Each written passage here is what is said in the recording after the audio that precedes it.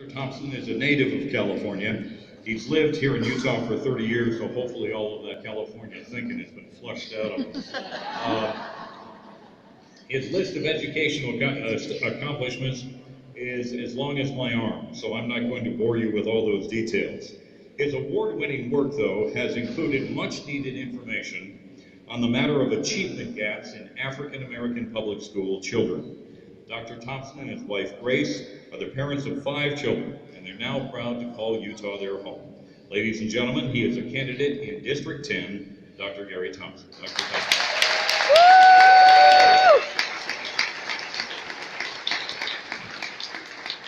Thank you for having me. Communities are judged by how well they treat the most vulnerable children amongst them. Let me repeat that. Communities are judged by how well they treat the most vulnerable children amongst them. If given the honor of representing parents and teachers as a state board member, I will only ask 4 questions regarding any policies placed in front of me regarding our children and students. 1.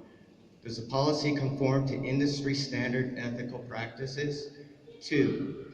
Does the policy allow ground level parental control and teacher choice? 3. Are stealth psychological evaluations and data collection being performed on our children without our knowledge and informed consent? And 4. Is the policy based on voodoo pseudoscience or independent peer-reviewed research? Our school board's failure to view education policy via these 4 principles has resulted in 12 dangerous realities in place in Utah public schools. I call them the dirty dozen. 1. Lawmakers recently deemed the SAGE test invalid for teacher evaluations, yet did nothing to protect our most vulnerable children from the same flawed test. 2. Many Utah standards are developmentally inappropriate for our youngest children. 3. Not one independent developmental psychologist was active in writing Utah's K-3 standards. 4. The test used to measure the knowledge of Utah standards, the SAGE test, has never been independently validated to measure academic achievement. 5. Without parental knowledge and informed written consent, Utah schools are collecting our children's most intimate cognitive, behavioral, emotional, and sociological information. 6. Utah's test vendor, AIR, is currently using Utah's public schools children as experimental lab rats as part of the largest non-consensual, unethical experimentation ever performed on children on Utah soil. 7. Performing unethical experimentation on Utah's children placed many of them at risk for serious emotional, behavioral, and cognitive damage. 8. Common Core special education practices are harmful, not based on sound science, and put our divergent learning children at high risk for suicide. That's important because Utah has one of the highest youth suicide rates in the country. 9.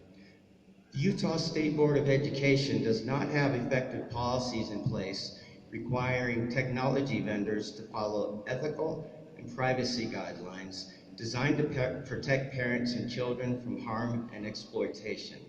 10. Student data security and privacy, that's a myth. 11.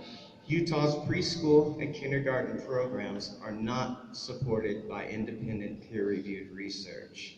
And finally, 12.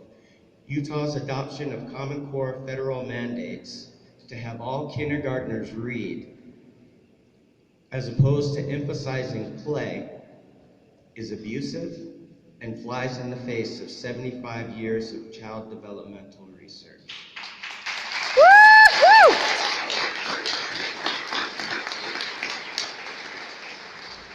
Since the advent of Common Core, the Board of Education and the Utah State Office of Education have dismissed the dirty dozen as, quote, dangerous misinformation, unquote, and accused parents like me of spreading fear into the community. That ends today. Today I draw a line in the sand, and for the sake of my children and your children and the community, I ask State School Board Chairman Dave Crandall, my opponent, to do the same. The contrast between us could not be more evident. One of us will protect your children. One of us is dangerously wrong. As such, if Chairman Crandall produces independent, peer-reviewed verification that any of the dirty dozen that I mentioned are factually false or misinformed, I will apologize to this community and immediately resign from the race. In exchange, I challenge Chairman Crandall to publicly acknowledge the existence of the dirty dozen as the most pressing, dangerous assault on parental rights, teacher autonomy, and child safety present in Utah public schools today.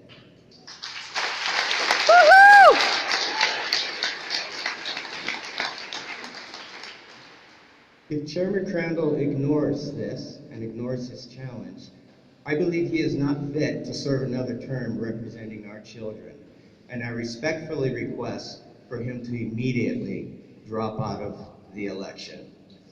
I ask the next governor of this state sitting on this stage.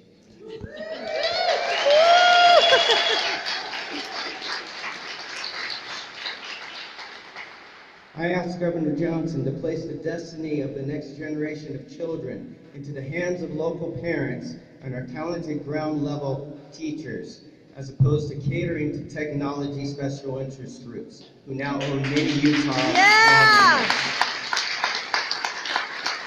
I ask parents to demand that our education leaders base their decisions on ethics and the rule of constitutional law, as opposed to agenda-based, harmful mandates being forced upon us via the U.S. Office of Education and adopted without question by the Utah State Office of Education and our current State Board of Education. I close from a quote from an American who was buried yesterday in Kentucky, Muhammad Ali. His example and courage inspired my father to pursue a dream of becoming one of America's first generation of Black medical doctors in modern history. Quote, "Impossible is just a big word thrown around by small men who find it easier to live in the world that they've been given than to explore the power they have to change it. Impossible is not a fact, it's an opinion. Impossible is not a declaration, it's a dare. Impossible is potential. Impossible is temporary. Impossible is nothing." Thank you for your time and consideration. Parents are and must always be the resident experts of their children. May God bless this great and truly exceptional country. Thank you.